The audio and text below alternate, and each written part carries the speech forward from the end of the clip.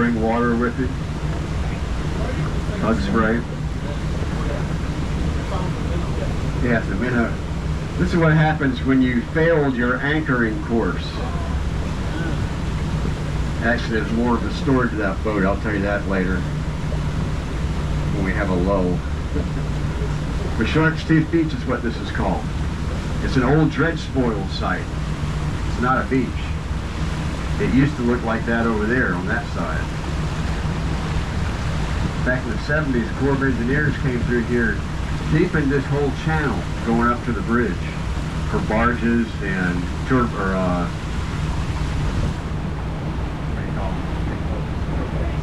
cruise ships that used to come through, and still do now, although a lot less. When they deepened it, went down, down, down. Further down they went, the further back you're digging up, and the further back you're going in the history of that sediment, back millions of years. So stuff that had been on the bottom right here for millions of years is now sitting up there on the shore. You get wave action, kind of chews that up. You get new teeth appearing. So people go, and that's what they're looking for. Some people find a lot of little ones, some find some don't find any. Her friends found a bunch, but she didn't have the knack. And generally they're small, but if you get super lucky, 1 in a million, I don't know, 1 in a whole bunch, for sure, you'll get lucky. And right over here near these trees, a friend of ours, Captain Jamie Braswell, he does not work for us. He runs a charter fishing, but also shark tooth hunting tours by boat. And he goes to the various dredge spoil sites around the area. And right over here, he lets us show this off. He found this tooth. Wow. Right up over there. That is a megalodon tooth. And we're going to pass it down, all the way down, then all the way back up here so you can maybe get a picture of that big thing in your hand. Don't hold it outside trying to get sunlight on it. This is not the Titanic, and you are not Rose. This stays in the boat. This jewel, right? A couple things before. First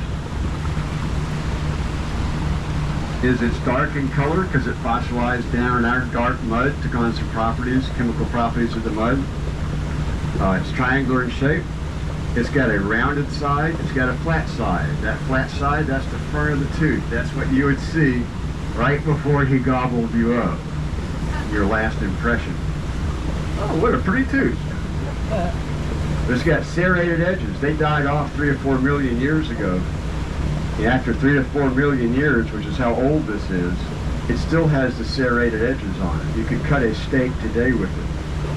Or if you were a prehistoric man and you found this on the beach, you could cut your stegosaurus steak with it. It would work as a tool. So we're going to pass that around.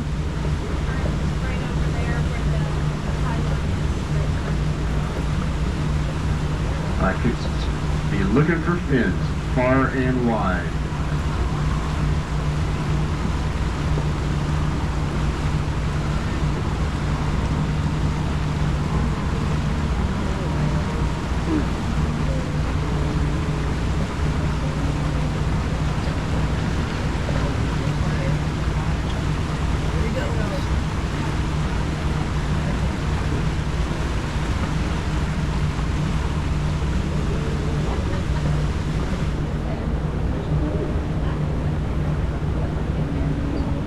If you look over there, you see a tide line.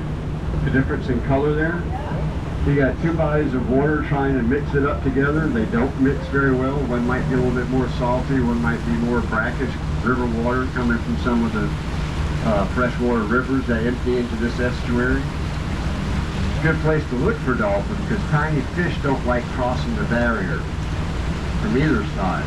And they might huddle up there and have a dolphin just running down the tide line, see what he can come up with. Going from back here, it's going way up. We go probably all the way up to the sound. That tooth you're looking at, by the way, that is a baby megalodon tooth. It is a shark, But we don't use that first word and that last word together because we don't do that song on this boat.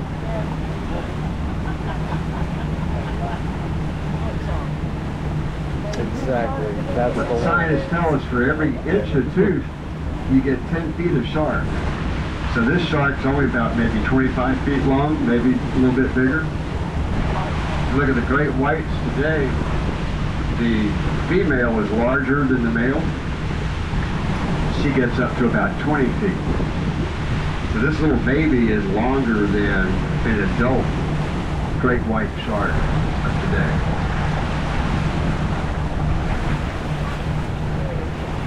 In places where you find megalodon teeth, like here, over time, a lot of 6.5-inch teeth have been found, so scientists think megalodons averaged around 65 feet long. It's a pretty big sized shark. But recall, I said average. There have been 8-inch teeth found, so now we're talking an 80-foot shark. This boat, by the way, is 45 feet long.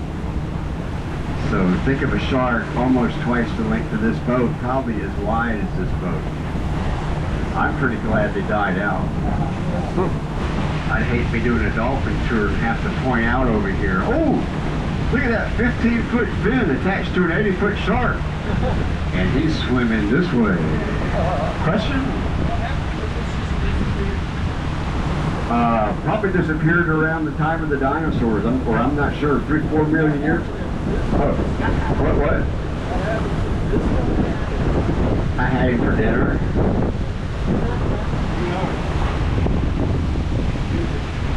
Here's the deal with this area here, and why we had megalodons. Megalodon is too big for our waters. They'd be real too shallow. They wouldn't be here during this age. But in other ages,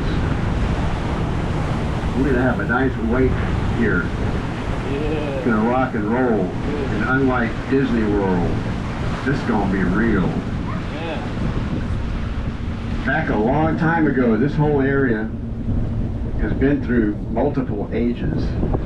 There have been times where the ocean was 80 miles that way.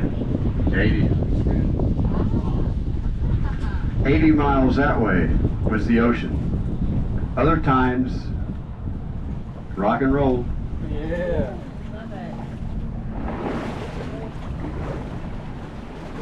Other ages, the ocean was 100 miles inland, up to what they call the fall line. And that's why they find oyster shells and other shells 100 miles inland today. And these oceans did that something like there are 6 different stages, up, down, up, down, up, down. So there was a time period when we probably would have had 100 to 200 feet of water above us. And that would support the megalodons back 3 or 4 million years ago. So that's why we find their teeth here. Over here we have another beach. This is a beach. Andrews Beach and Picnic Area. Low tide, it's a real nice beach. We call it a low tide beach. High tide, you see where the brownish sand turns whitish. That's where the high tide's going to be. So there's almost no beach there at high tide. You got that overlook thing building over there. You can walk up. Jekyll Island Authority says that's the best place to get your sunset photographs on Jekyll. Sun will set over here. Got a yellow boat flying past us with the lights flashing on it. That is Ceto. That is like AAA on the water. So somewhere there's a vessel broken down or run aground, or worse, could be sinking.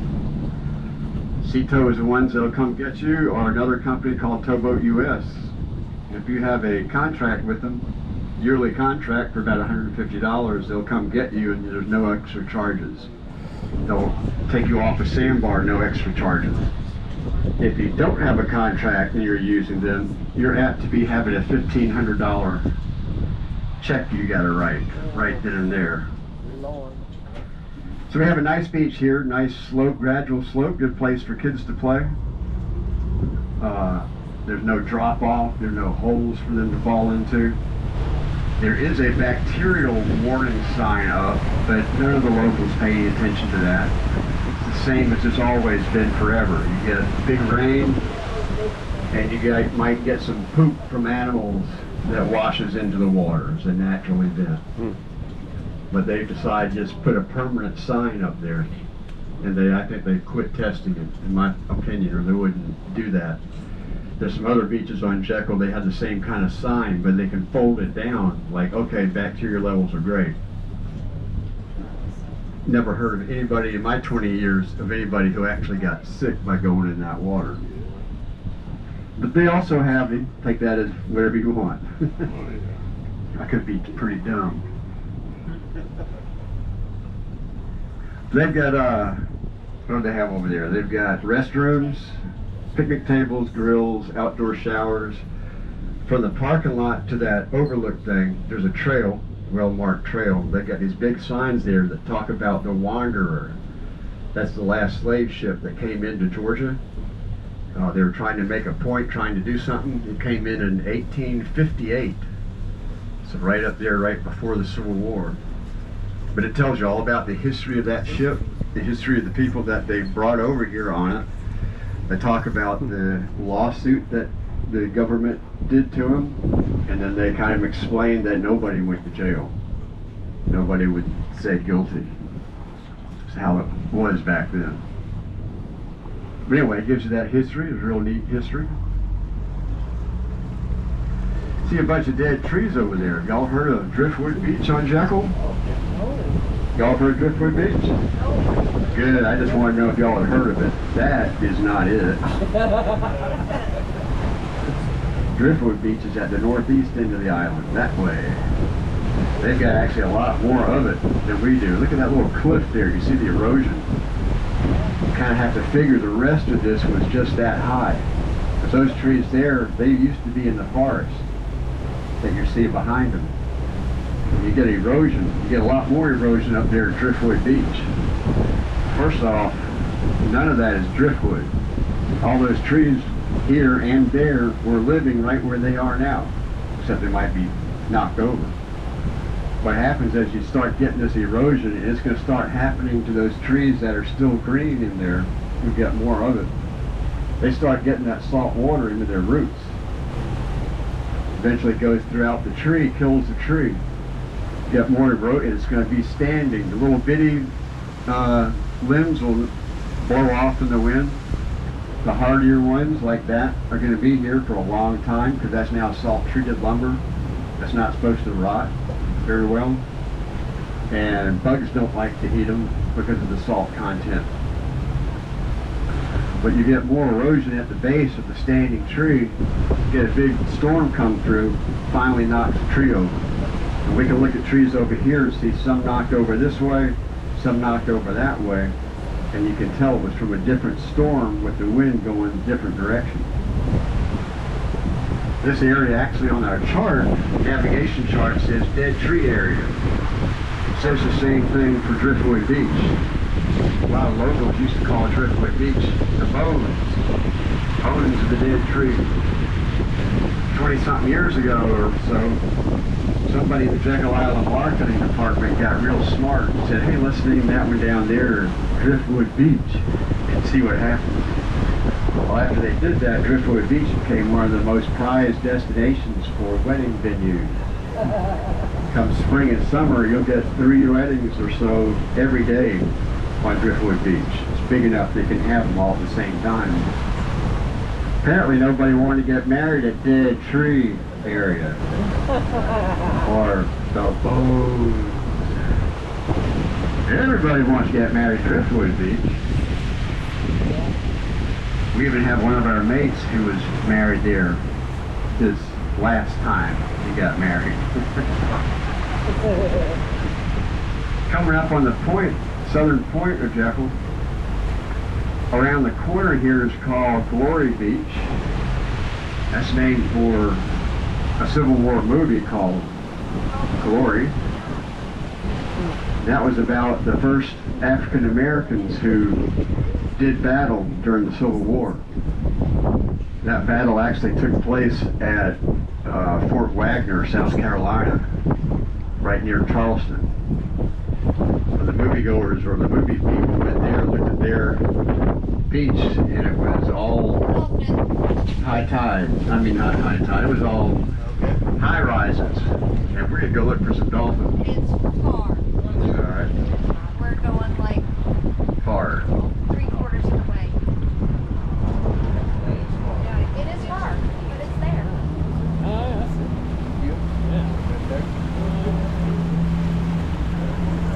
Fort Wagner's all high rises, not very inducive to the background.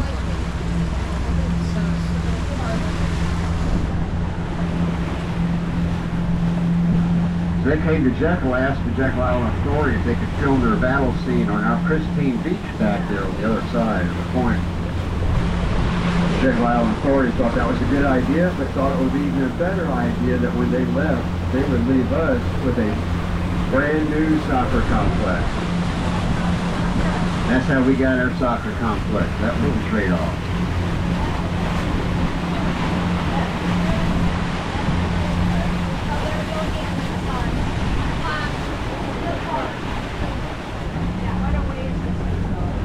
Quite a ways apparently past the bird. What bird?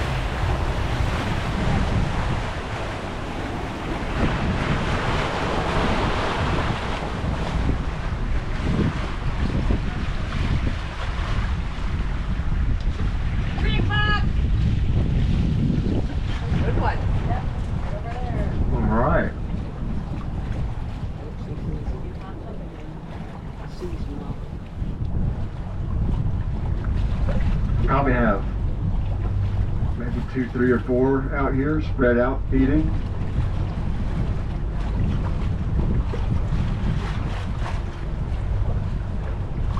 We see them. These are going to be Atlantic bottlenose dolphins.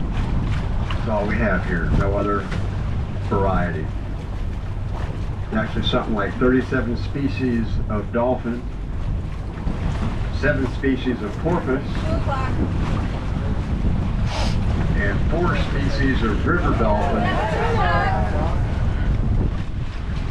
There they are with the hand point, right? Point. 1 o'clock. 2 o'clock. Right there. Yeah. I'm glad y'all are seeing them. Baby. Okay, we can go home. They grew up to about 8 feet long here, weigh up to 600 pounds. Pure muscle, because they're always swimming. I bet they taste delicious. Always on that exercise treadmill.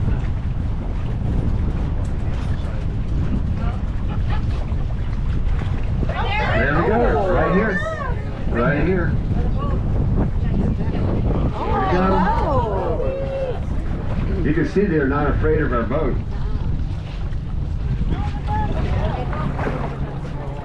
Going behind us there.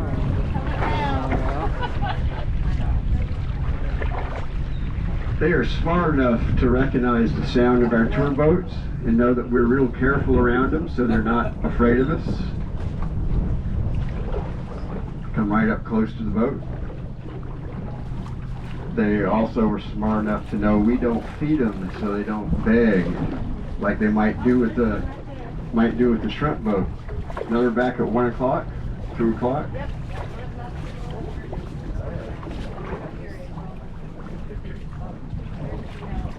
Shrimp boats, they have fish they're throwing over, so dolphin might beg, come up out of the water, kind of look at them, like, throw me something, mister, which they do.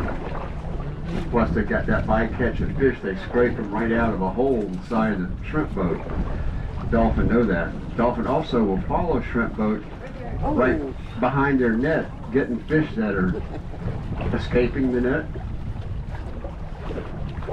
They can do that. The Department of Natural Resources frowns on it, but shrimpers have been doing it for thousands of years, so.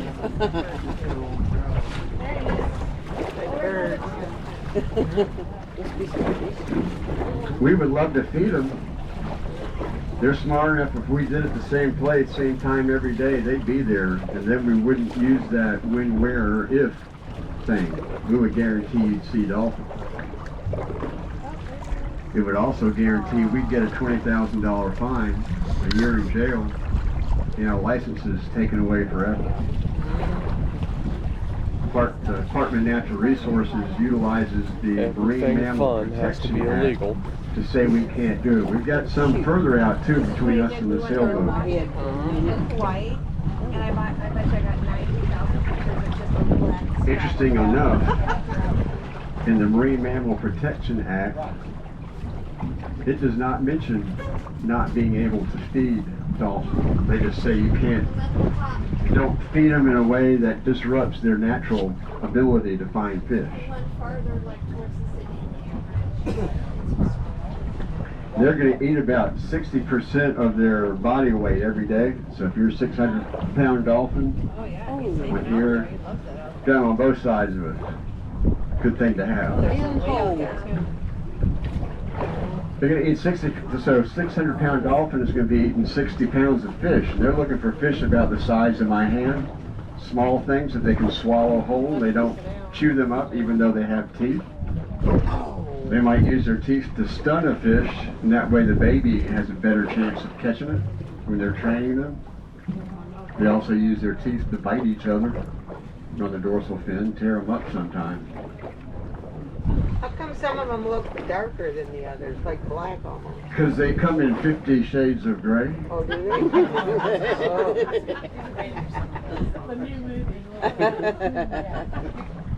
It's because of how the sunlight is hitting them. Oh.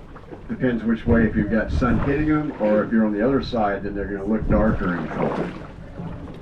And then there are some variations in gray. We've got one we call Albie, because it's almost an albino, but not quite. Oh.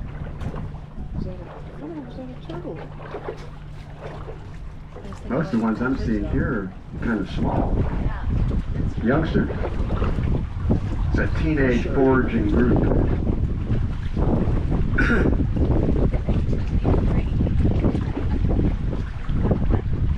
Here's a couple things that are neat to know about dolphins. One, every dolphin has its own unique name, just like we do. Only dolphins and humans have unique names. They've got a signature sound they make that identifies themselves as themselves.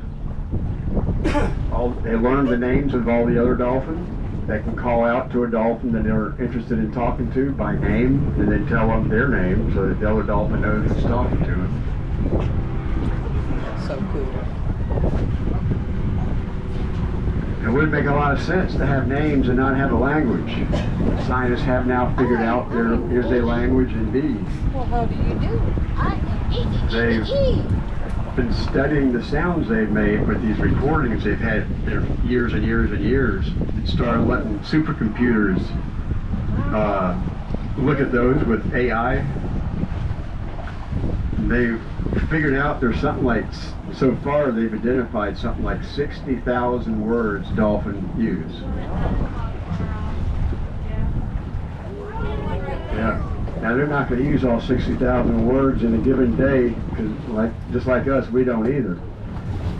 English language has something a little over 177,000 words, so we don't come anywhere close. And if you're in Georgia, we even use less. Okay, I was born and raised here. I get to say that. But they probably, they're going to use just a certain number of words, just like we use a certain number of words. We think we know at least one or two or three phrases the dolphin in our area use quite a bit. One of them is Here comes the tour boat. Another is let's play hide and seek with the tour boat. Then there's that old famous game dolphin play called Switch. They try to see how many times they can get the humans to switch sides of the boat. Have a good laugh. And then the famous one where let's try to run the tour boat aground. See if they're paying attention. Sometimes, most of the times we win, sometimes they win.